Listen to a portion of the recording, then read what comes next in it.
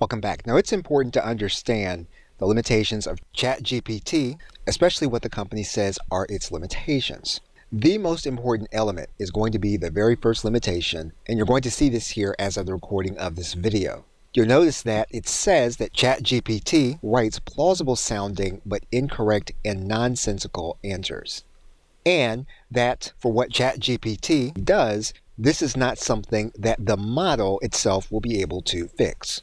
And so you'll need to be aware of that when you use information that you get from the actual chatbot. In the second area, it says that in some cases you can restate a question and get different answers from the chatbot.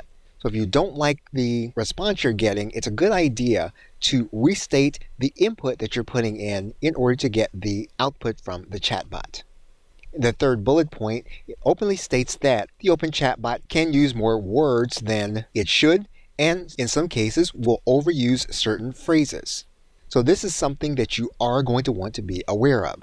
Another very important element to the information that you're getting back from the chatbot is the fact that ideally you would want the chatbot to ask you clarifying questions. However, what the model does is it assumes what you intended. So again, that's very important for you to understand when you're getting the information from the chatbot. Lastly, the chatbot will do what it can to refuse what it views to be inappropriate requests to the model. Okay, so with that, thanks, and I will see you in another video.